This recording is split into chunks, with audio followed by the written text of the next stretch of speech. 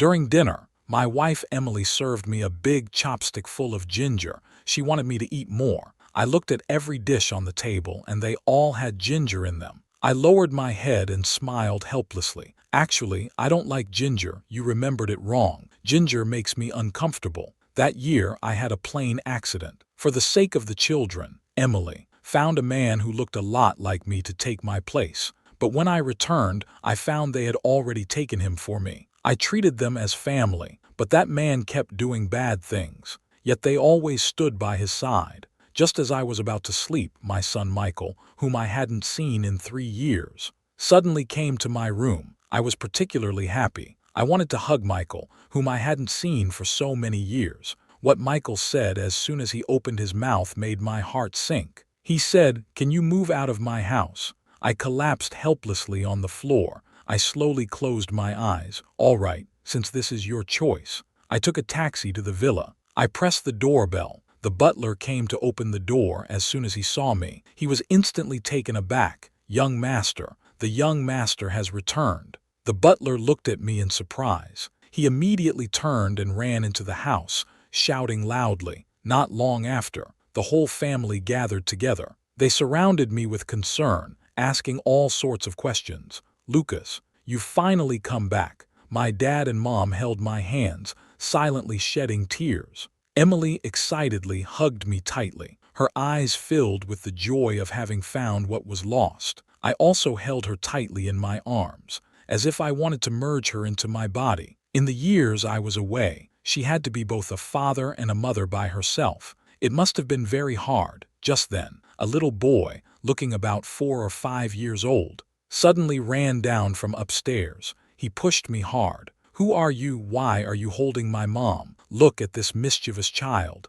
I didn't blame him. Instead, I squatted down and gently held him in my arms. "Is this Michael? He has grown so big. It's all Dad's fault. I came back too late." As I was saying, my tears flowed down uncontrollably. To be honest, after recovering my memory, the thing I worry about the most is the child. In these 3 years, he has been without a father. I don't know how much hardship he has gone through. Suddenly, the boy pushed me hard. I almost lost my balance. He shouted, "You are not my dad. You are a bad person. Get out of my house." As I was saying, suddenly a man appeared and took Michael aside. I stared at him. My mind went blank. After being stunned for a few seconds, I turned to look at my parents. "Dad, Mom, am I a twin?" I couldn't help but ask, because this man looks just like me. Even the scar I got from playing too much as a child on the corner of my left eye, he has an identical one. Upon hearing this, my parents just smiled awkwardly. They didn't say anything. Emily frowned and said to Daniel, "First,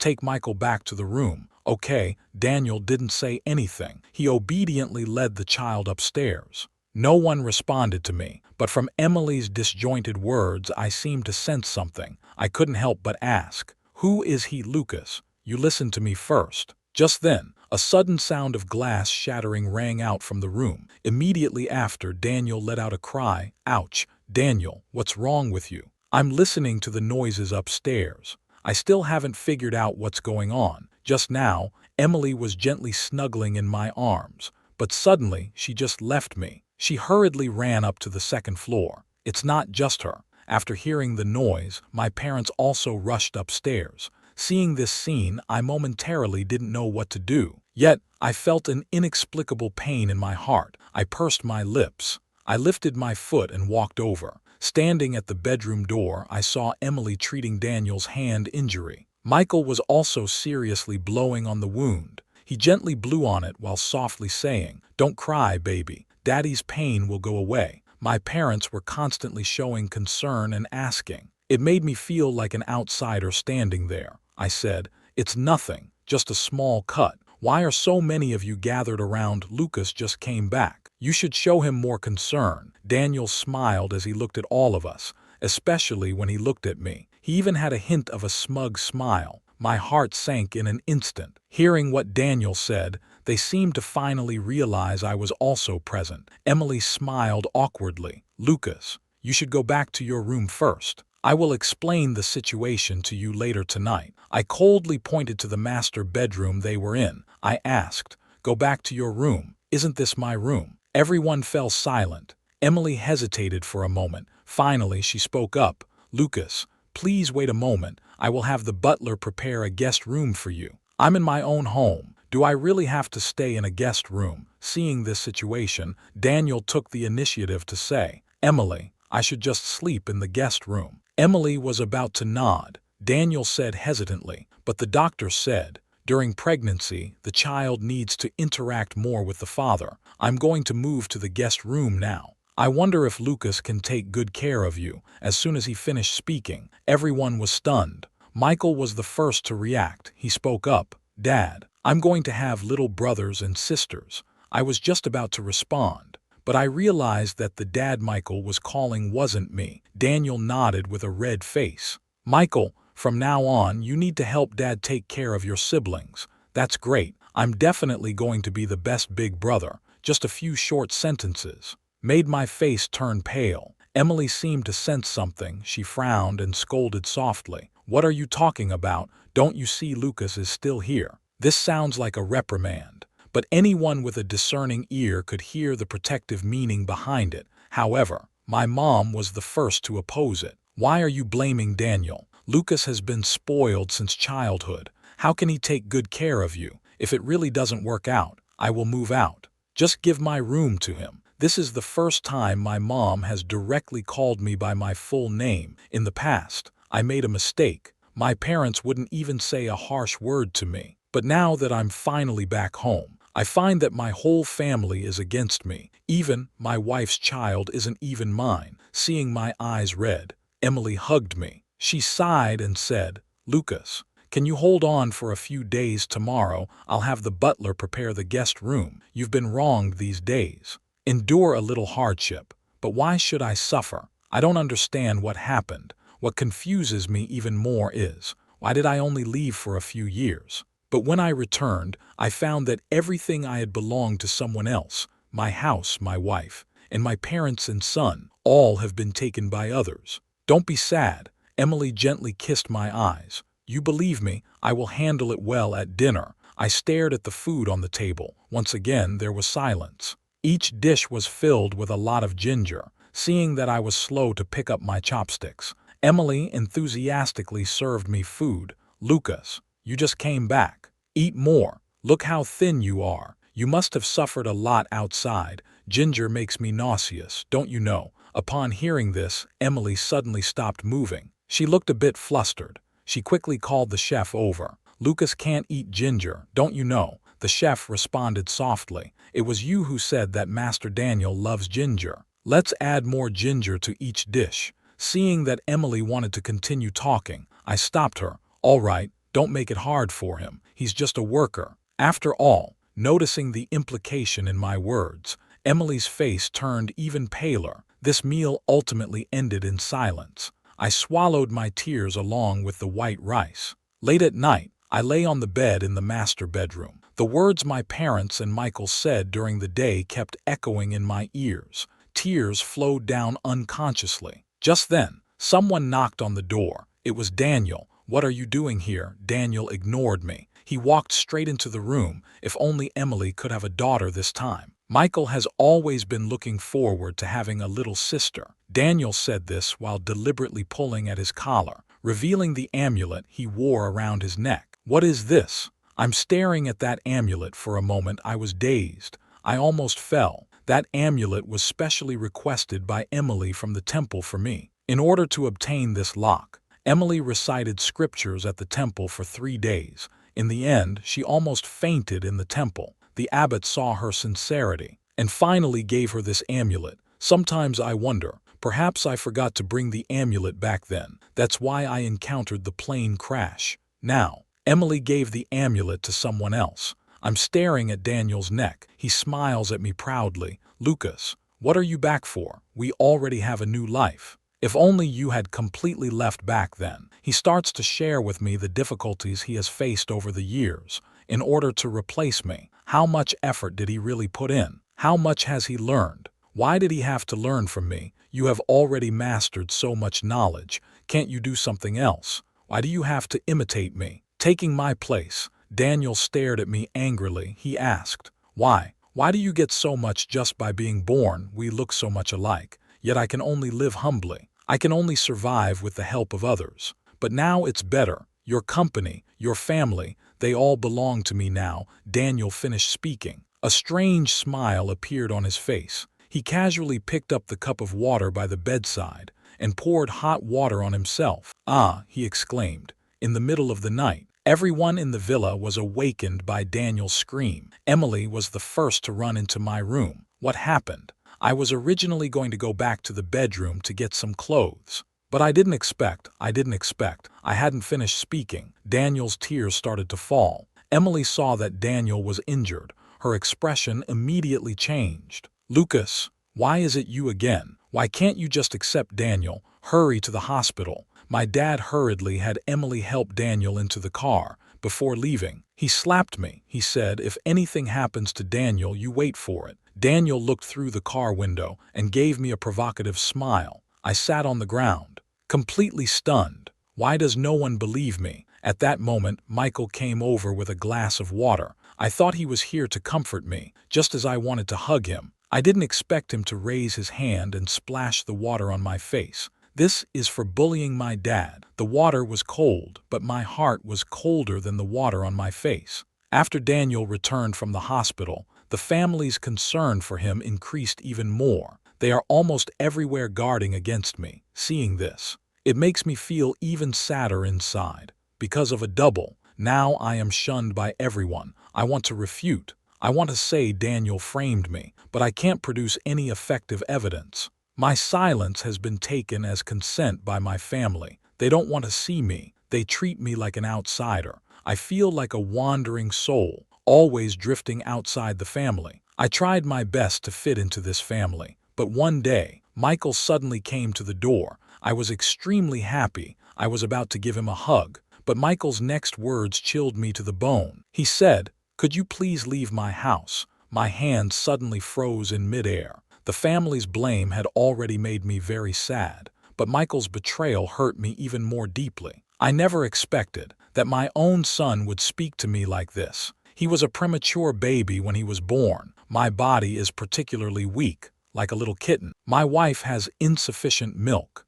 I'm not at ease letting others take care of him. I personally feed him milk at regular times every day, since the day he was born. I haven't slept a full night since then to take care of him. I lost 20 pounds in that month. You could say that it's like I nurtured him with my own blood and flesh. Yet, this child whom I raised with such care, the first thing he said to me when he came to me was to tell me to leave. I slumped helplessly to the ground, slowly closed my eyes. "All right, since this is your decision." Michael seemed startled by my reaction. He turned and ran out of the room. I might have originally thought about exposing Daniel's true nature, to change my family's mind, but now, I just want to leave, to escape this home that has caused me so much pain. I have sorted out the few pieces of luggage I have left in this house. This is a photo of me with my parents when I won an award at a children's piano competition at the age of 7, and the first gift Emily gave me when we were dating. This is the footprint we made when Michael was born. It records the 3 most important stages of my life.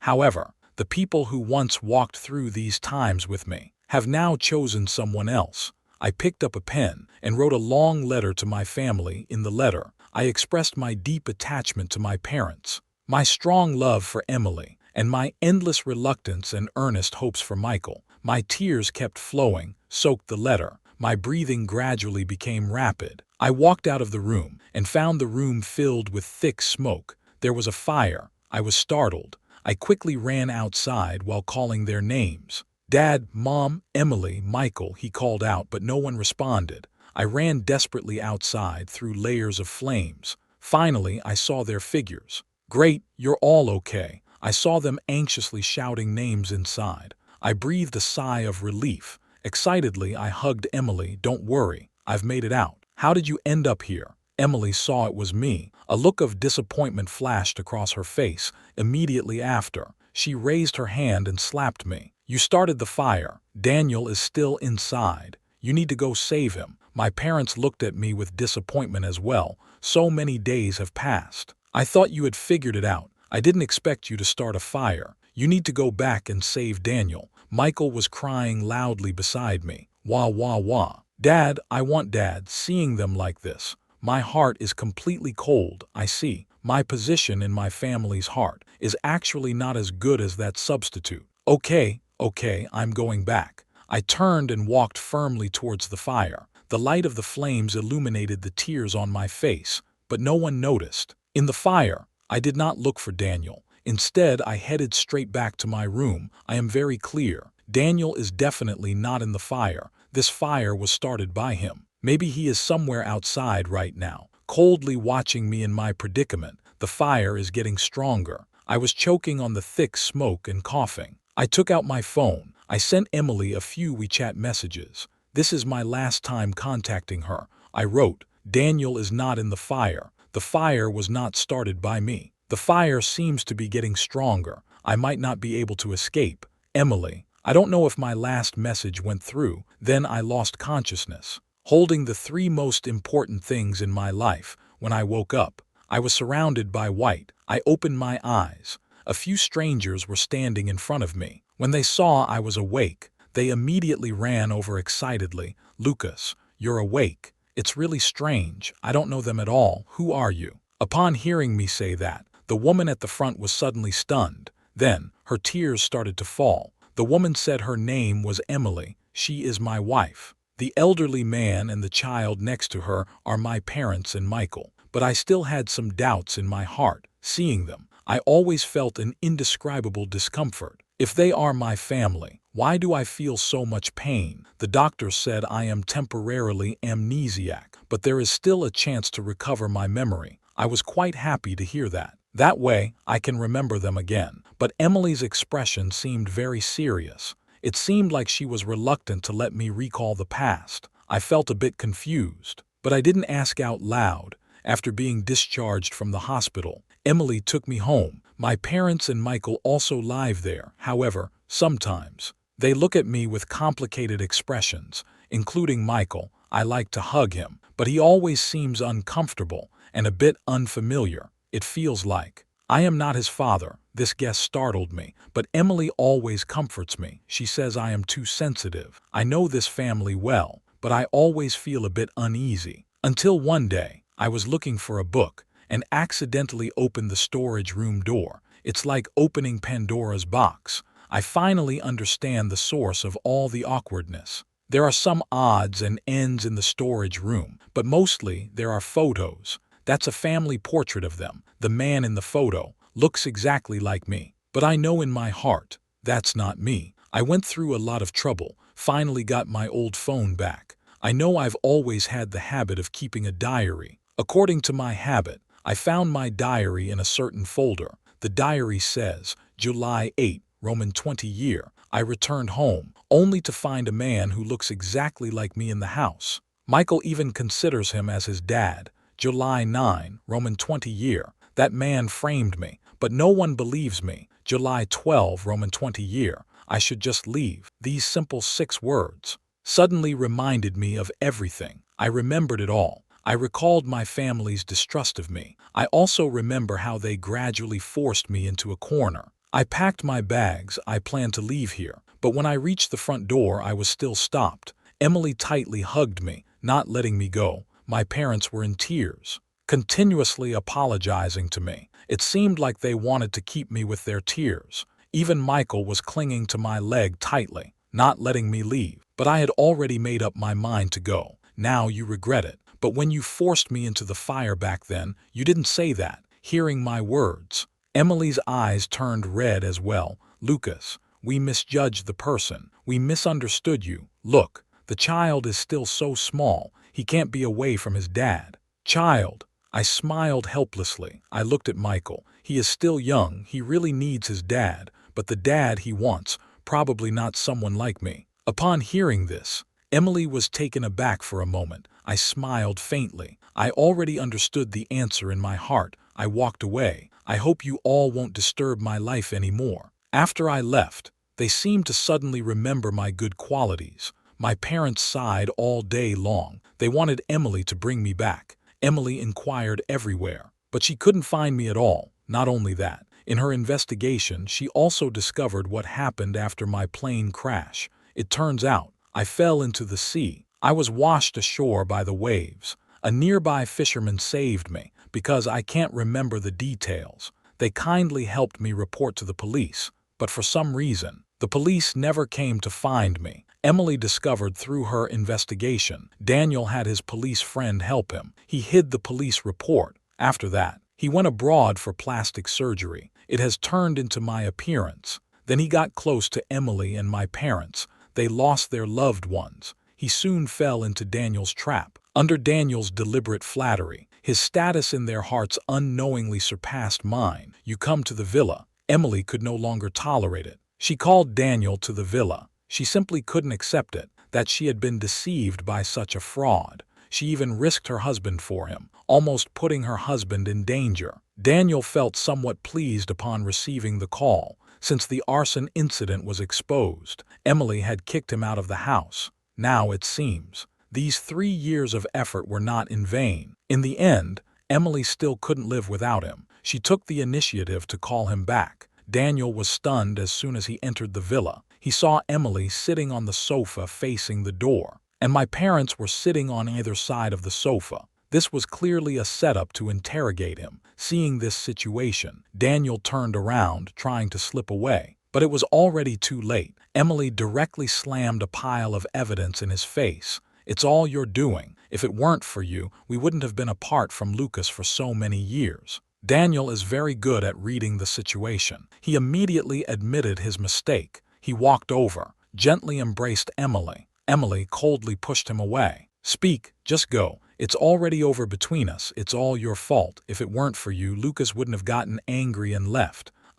Emily pushed hard. Daniel lost his balance and crashed into the coffee table. He covered his hand, yelling in pain, "My hand! Daniel, don't put on an act in front of me. You're the one behind Lucas's troubles. You won't use this kind of tactic against me again. Emily, hurry, take me to the hospital. This time I really didn't lie to you." Daniel's eyes were filled with tears. He pleaded in a low voice, "Don't act for me." Daniel was in so much pain he could barely hold his phone. His hands were shaking uncontrollably. He wanted to call an ambulance, but Emily kicked his hand again. Her stiletto heel pressed hard on his injured hand. Does it hurt? Lucas felt just as hopeless at that moment. I want you to feel the pain he felt back then. In despair, Daniel lost his sanity. He shouted hoarsely, "Emily, stop pretending to be the good person. Lucas was wronged by you all. You forced him into the fire. What does this have to do with me? What did you just say?" Emily seemed to have hit a nerve. Her eyes were bloodshot.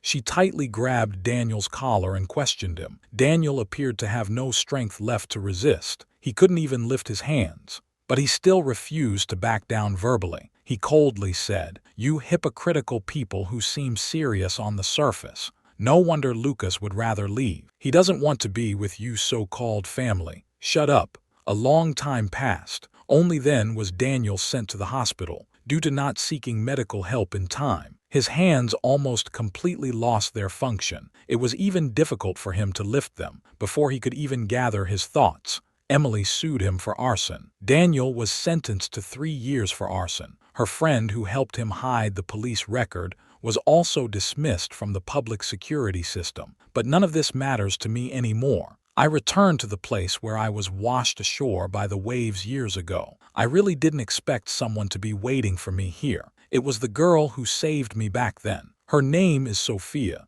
If she hadn't noticed I had a high fever in time and rushed me to the hospital, I might not have survived. Sophia's dad and mom were especially kind to me. They treated me like their own son. They always say they want to recognize me as their son. They say this every time. Sophia looks at me with longing. Then she shyly tells her parents to stop saying that. But I never dared to easily agree. I always remember. It feels like I have a home, and there are people at home waiting for me. But when I regained my memories and painstakingly returned home, I found that I had become unnecessary. Thinking of this, I couldn't help but tear up. I ran towards him. Sophia saw me and was clearly taken aback. "Lucas, you're back. That's right. My family is gone. Now I can only come back to ask for your help." What's wrong? Am I not welcome? I tried hard to hold back my tears. I forced a smile. Sophia didn't respond to me. She just hugged me tightly. Lucas,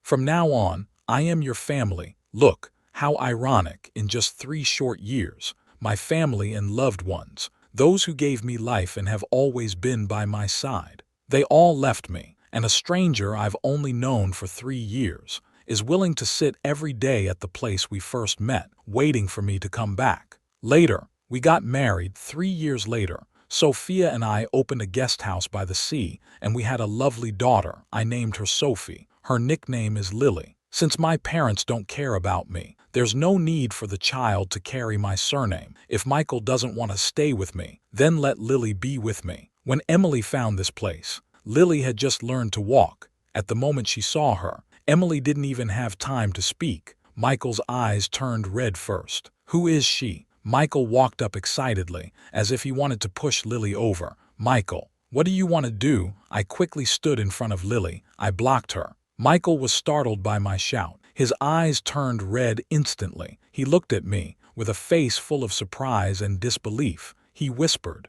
"She is my daughter." Upon hearing my words, their expressions changed immediately. Emily's eyes widened suddenly, staring at Lily with a complicated gaze. Lily was startled by that look. She was about to cry. I quickly hugged her. Michael immediately stepped forward with a wary glance at Lily. He said, "I am your son." She is not. Hearing him say that, I smiled faintly, responding nonchalantly, "You say you are my son. Then why are you calling me? Is that you? Hey, is it her?" "But my daughter wouldn't do that," I said while, gently rocking Lily in my arms. I asked softly, "Lily, what should you call me, Daddy?" Lily's gentle voice seemed to stun the 2 people across from us. "I don't care what they think." I turned around, picked up the child and headed home. Seeing this situation, Emily quickly rushed in front of me, stopped me and said, "Lucas, can we talk? All right, just wait a moment." To be honest, I didn't expect that after so long, they would still come looking for me. I'm not afraid of them at all.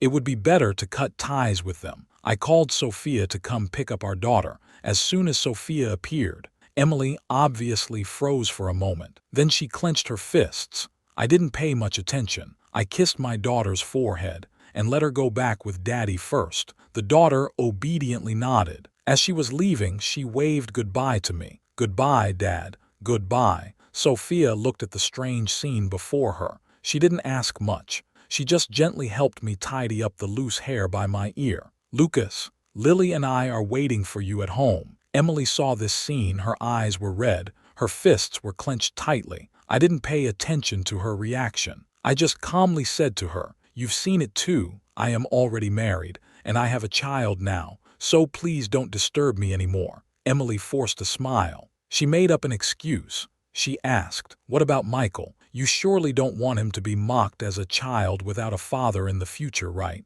I immediately responded, "But there's still Daniel, right? Let's calculate. Your child with Daniel should be a few months older than Lily, right? What do you think? Is it a boy or a girl?" "Daniel told me you want a daughter. I hope for both a son and a daughter." Speaking of which, I couldn't help but frown. "Let's calculate the time. You just finished your confinement. How could Daniel let you come find me alone with the baby?" Emily's expression changed. "Lucas, me, I didn't wait for her to finish. I just didn't want to hear any more. Hurry back home. Your husband and child are still waiting for you." Finally, Michael spoke up. He revealed the situation. Mom didn't marry him. The baby wasn't saved either. Upon hearing this news, I was momentarily stunned. They didn't end up together. I was taken aback for a moment, but I quickly calmed down. Emily heard this and hurriedly grabbed my arm, explaining to me, "If he's not around, then he's not. But to be honest, with your conditions,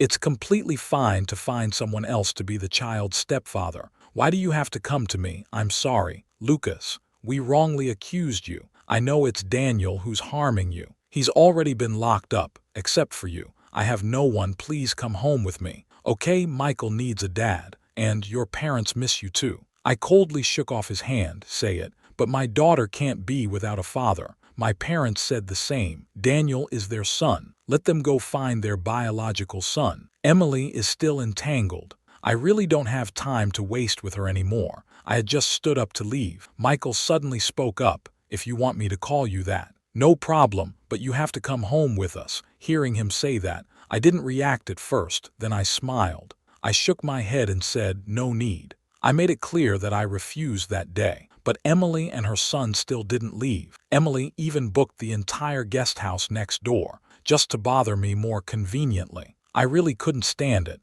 but there was nothing I could do. I couldn't just kick out my neighbor's guests. I thought they would give up sooner or later. So I ignored them. I thought they had given up, but I didn't expect something to happen to my guest house first. That day, Sophia went to the train station to see off the guests. A few burly men suddenly burst into the guest house. They didn't do anything. They just smashed things. The guests were scared and rushed outside. They just happened to see Emily standing in the middle of the yard. I naturally assumed it was her people, so I frowned and walked up to her. Emily, how many times have I told you we are done? Can you please hurry and take the child home? Listen to what I said. Emily turned her head in surprise. It wasn't me. At that moment, I noticed that the wound on his arm was bleeding, and those few burly men were clearly looking for trouble. Those burly men were just hired to cause a scene. As soon as they saw someone was hurt, they ran away faster than anyone else.